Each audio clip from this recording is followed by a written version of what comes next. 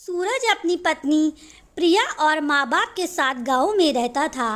गांव में पिता के साथ एक छोटी सी जमीन के टुकड़े पर खेती करता था। खेती में काम करके उनको ज़्यादा कमाई नहीं होती थी। बहुत ही मुश्किल से घर का गुजारा होता था। एक दिन अचानक से सूरज के पिता को दिल का दौरा पड़ने से मृत्यु हो गई। अब तो घर का गुजारा करना और भी मुश्किल हो गया। खेत से जो भी आमदनी आती थी अब वह भी आना बंद हो गई।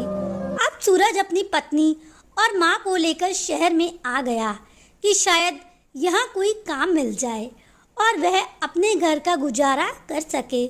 शहर में आकर उन्होंने एक किराए पर छोटा सा कमरा लिया और सूरज को बड़ी मुश्किल से एक कारखाने में कपड़ों पर रंगाई करने का काम मिला। यहाँ पर और भी कई मजदूर काम करते थे और इधर सूरज की पत्नी प्रिया और उसकी माँ घर में ही अचार और पापड़ बनाने का काम शुरू करना किया, क्योंकि सूरज की माँ इन कामों में काफ़ी निपुण थी और शहर में काफ़ी लोग इन चीज़ों को पसंद करते थे। जैसे तैसे अब उनका गुजारा अच्छे से शुरू हो गया। अब सूरज के घर एक बहुत ही सुंदर बच्चे ने जन्म लिया। सूरज जहाँ काम करता था उस कारखाने में उसका एक बहुत ही ईमानदार मेहनती मित्र बन गया, जो कि ठाकुर जी का बहुत प्रिय भक्त था। वे हमेशा सूरज को हर रोज काम करते करते ठाकुर जी की नई नई लीला सुनाता था। सूरज को उस लीला को सुनकर बहुत आनंद आता था। हर रोज ठाकुर जी की लीला सुनने से कपड़ों पर रंगाई करते करते सूरज पर भक्ति का रंग चढ़ने लग गया। घर आकर जो भी वह अपने मित्र से सुनता था वही लीला वह अपनी पत्नी और माँ को भी सुनाता था। वह भी इस लीला को सुनकर बहुत प्रसन्न होती थी। सूरज ने एक दिन अपने मित्र से कहा, तुम जिस ठाकुर जी की लीला मुझे सुनाते हो वे देखने में कैसे हैं? मुझे तो उनकी सूरत का भी नहीं पता।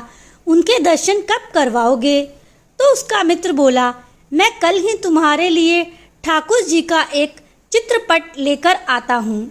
अगले दिन उसका मित्र उसके लिए एक बहुत ही सुंदर बाल गोपाल माखन चोर का चित्रपट लेकर आया, जिसने बहुत ही सुंदर बाल गोपाल थे, जो कि कानों में बड़े बड़े कुंडल डालकर, गले में बड़े बड़े हार, मोतियों की माला, हाथों में बाजूबंद, पाँव में पायल डालकर पालथी मारकर बैठे हुए थे और पास में एक माखन की मटकी पड़ी थी, जो बहुत ही सुंदर गहनों से सुसज्जित थी। माखन की मटकी पूरी माखन से भरी होने के कारण सारा माखन बाहर की ओर आ रहा था और ठाकुर जी अपनी दोनों उंगलियों को माखन में डुबोकर और वह मुंह में डालकर उस चित्रपट में मंद मंद मुस्कुरा रहे थे। इतनी आकर्षित मूर्ति को देखकर सूरज अपनी सुध बुध खो बैठा।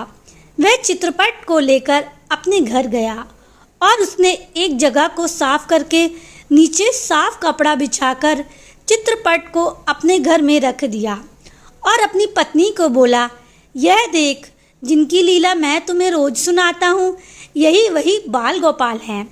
सूरज की पत्नी भी उस बाल गोपाल को देखकर बहुत प्रसन्न हुई। उधर सूरज का बेटा अब 2 साल का हो गया। एक रोज वह खाना नहीं खा रहा था, तो उसकी माँ प्रिया ने अपने बेटे को कहा कि बेटा, तुम खाना नहीं खाओगे तो बड़े कैसे होगे? ये देखो बाल गोपाल कैसे माखन खा रहे हैं। तो उसका बेटा बोला, यह कौन है? तो प्रिया बोली, बेटा ये कान्हा है। राधे बोला, कान्हा कौन? तो प्रिया बोली, ये हमारे प्रभु हैं। तो राधे ताली बजा बजाकर खिलखिलाकर हंसकर बोला, अच्छा कान्हा प्रभु। तो प्रिया बोली, हाँ हाँ कान्हा प्रभु। फिर राधे बोला, कान्हा प्रभु मुझे भी माखन के साथ रोटी खानी है। उसकी पत्नी ने के पास इतनी समर्था नहीं थी कि वह माखन बाजार से ला सके, तो उसने जानबूझकर एक रोटी के टुकड़ा लेकर चित्रपट में से माखन की मटकी से बाहर निकलते माखन के साथ लगाकर बोली, ये देखो मैंने इस पे माखन लगा दिया है। तो उसका बेटा बड़े चाव से उस रोटी को खाने लगा। जैसे सचमुच उसको माखन का स्वाद आ रहा हो। उसकी पत्नी मन ही मन प्रसन्न होती हुई बोली, यह मुझे अच्छा तरीका मिल गया कि मैं रोज चित्रपट में मटकी के साथ रोटी के कोर को लगाकर अपने बेटे को खिला दूंगी तो आराम से रोटी खा लेगा। और हो भी ऐसे रहा था। उसका बेटा राधे माखन लगी रोटी को बड़े आराम से खा लेता था। जब उसकी माँ घर पर नहीं होती तो वह ठाकुर जी के चित्रपट के पास जाकर उनसे बातें करता और कहता, अरे कान्हा प्रभु, क्या तुम सारा मक्खन खा जाओगे, मुझे नहीं दोगे? वह कटोरी लेकर चित्रपट के आगे रख देता और जब वह इधर उधर होता तो वापस आता तो देखता कि उसकी कटोरी माखन से भरी हुई है। वह चुपचाप सारा माखन खाकर कटोरी रसोई घर में रख देता। जब उसकी माँ घर वापस आती और कहती, बेटा, इस कटोरी में इतनी चिकनाई कैसे? इसमें तुमने क्या खाया है? तो उसका बेटा राधे कहता कि मैया, आज मैंने तो कान्हा प्रभु ने मुझे खूब माखन दिया, वही मैंने खाया। तो उसकी माँ सोचती है शायद ये मजाक कर रहा है। ऐसे ही हर रोज अब राधे अपने कान्हा प्रभु से माखन लेता और खा जाता। लेकिन माँ को इस बारे में भनक भी नहीं थी कि मेरा बेटा सच बोल रहा है। एक दिन सूरज जिस कारखाने में काम करता था, उस कारखाने के मालिक ने सूरज के ऊपर चोरी का इल्ज़ाम लगाकर उसको काम से बाहर निकाल दिया। इस बात से सूरज बहुत ही दुखी हुआ और वह आंखों में आंसू भरकर और अपनी बेइज्जती को बर्दाश्त न करते हुए घर आकर चुपचाप लेट गया।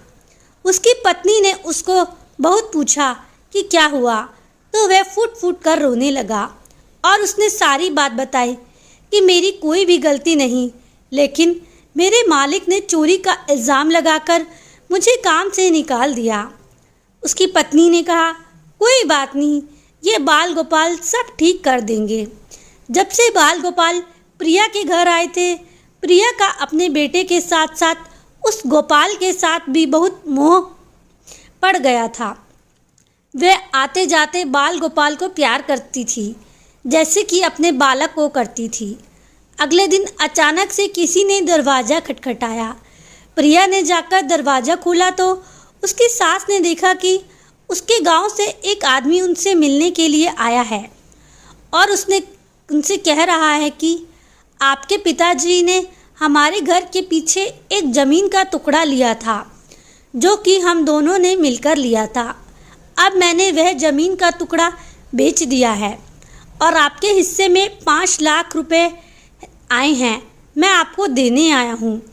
यह सुनकर कल्याणी की सास एकदम हैरान हो गई। मेरे पति ने मुझे इस बारे में कभी कुछ नहीं बताया। सूरज भी ये बातें सुनकर हैरान हो गया।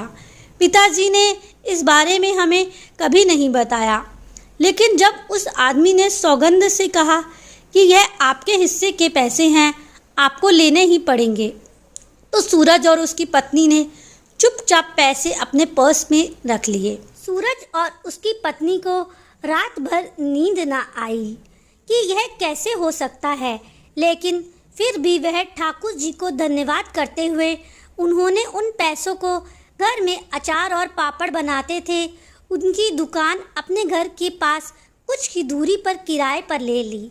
धीरे धीरे वह दुकान काफ़ी चलने लगी। सूरज कारखाने में जहां नौकरी का काम करता था, अब उसके पास कान्हा प्रभु की कृपा से इतने सारे नौकर काम करना शुरू हो गए।